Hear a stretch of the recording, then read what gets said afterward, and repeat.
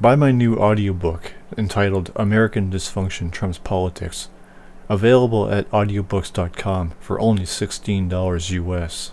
On the cards here, I'm not a neutral or unbiased participant in this conversation. I'm a Christian, a rather obnoxious Christian too, a Calvinist and a postmillennialist. So, like the worst of all worlds as far as Christianity goes. So I believe that all individuals living in people groups unreached by the gospel are lost. Maybe God is the one who is lost, if he needed to create life for the sole purpose of playing his sick game, in order to have an eternal relationship with him in a different world, having created yet another world, one of consequential suffering for refusing to play his game, which those who did choose to play are as sick as this God. I'm not an inclusivist. I believe that they need to hear and understand the gospel and to experience new birth, to experience conversion from God, or else they'll be judged. Why do you support God as he judges people for not submitting? On the last day. And while I do believe God has ordained a group of people from all tribes, tongues, nations, languages, etc., I believe that he's also ordained the means of each individual's conversion, which is the preaching of the gospel. I don't approve of banning either, because that's censorship. However, how is this a valid reason to allow it? If God can't do better than have a gospel written, or if God is an immature and sadistic being who wants this, that he should be rejected. You need professional help if you approve of this gospel and God's behavior. This isn't even a matter of rights. You are a problem and you need help. So that's the first point. I have a theological reason for not preferring a ban. The second reason I'm going to suggest is there's some tremendous political problems with a proposed ban on Christian evangelism in indigenous cultures. If the gospel itself requires preaching and proselytization, it's not a political problem. This is a burden on politics and people. This reason is also invalid. I would be interested in the legislative idea behind this, how this would actually get implemented. I'm hoping something like the UN wouldn't be in charge of who can and can't share their ideas across cultures. How is this about sharing ideas, if the gospel is about submitting to an inept God whose power enables him to inflict the worst onto those who refuse him and resist his gospel adherence? Especially when your adherence will not stop, no matter what. That would probably be a thing the UN shouldn't have the authority to do. So how are you being fair, running around telling people they need to submit to mere words on paper, or else? While you can't understand that you're wrong to accept it as a reality, even if it is. So I'm assuming it would be each individual country would be responsible for making this kind of ban, in which case I would just say that would be a tremendous restriction of religious freedom. I believe that individuals should be able to proselytize whomever they want, whenever they want.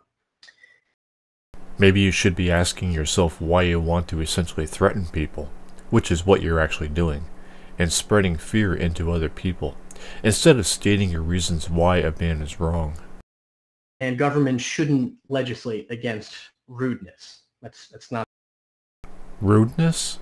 How is it polite to throw this psychotic document at indigenous people that tells them to submit to God or suffer undeserved consequences just because not doing so will hurt the Creator's feelings? No man, Persian or Greek, no man threatens a messenger. You bring the crowns and heads of conquered kings to my city steps. You insult my queen. You threaten my people with slavery and death. Oh, I've chosen my words carefully, Persian. This is Sparta! The government's job. Now, I'm not defending forced entry or harassment or anything like that. A good example would be if tomorrow morning I have two nice young men with Mormon missionary name tags on their door, and they're knocking on my front door, and I'm busy, so I say no, thank you. and they were just barged their way into my house. That's not cool. I'm not defending that kind of way of evangelizing, but I think the Mormons should be. One, I'm just going to show my cards here. I'm not a neutral or unbiased participant in this conversation. I'm a Christian, a rather obnoxious Christian too, a Calvinist and a post-millennialist. So like the worst of all worlds as far as Christianity goes. Able to knock on my door every morning if they so choose, even though it's very irritating to me. So it's only wrong if you're annoyed by it? Both them barging in and not believing exactly what you do? And I would defend a Muslim or a Mormon or Jehovah's Witness in their evangelistic efforts as well. I think they should. Is this about defending other people? You're talking about a religion that calls itself the truth because it itself says so, and you support it because it says all will suffer who do not. Have the freedom to do so. So that would be the political reason for my taking the negative position. Thirdly, philosophical issue. That all culturally held beliefs, values, and worldviews are not equal. So let me just repeat that one more time. All culturally held beliefs, values, and worldviews are not equal. If Christianity is teaching equality, its doctrine is that man is equally sinful and bad, not deserving anything good. So that a cultural worldview or value system can be improved upon. And I think we actually all intuitively believe this. How does the world view that everybody is born with original sin because two people whom God personally created unintentionally disobeyed him after God deliberately put a forbidden tree in their environment, only to banish them and hold everybody else responsible for seeking God's forgiveness through his human son, whom was perfect? Improve culture. For instance, I would imagine that John would be very happy to go to an indigenous culture and give them some kind of seminar on valuing women, of a good role of honoring women in society, of something in like feminist values, something like that, or the value of a scientific method of knowing what's true. The, testing hypotheses and experimenting, all that kind of stuff. I imagine that we would all say, yeah, that's great. Let's get that into, as many indigenous cultures as possible. So we do believe that there are many cultures in the world that whose values should be improved upon, and they're generally held worldviews. And the cultural mixing is something that, if we really want to prevent it, then we should just ban all Western interaction with cultures. So things like philabundance or World Health Organization should also be banned from contacting indigenous cultures, which I think would be an awful thing, The further thing is a ban on proselytizing is a self-refuting standard. After that tangent, whatever the hell you were talking about, will you ever change your way of thinking? I'm not even talking about whether God exists or not, or if Christianity is the better moral standard. But if you can't be broken away from this immoral mindset that God should have global submission from the entire world because he is the creator and it's what he wants, and those who do not submit deserve to forever burn, then who are you to venture into other cultures to change the mind of the people? This isn't a matter of banning, but of both sanity and a fair mental playing field. Here's what I mean by that.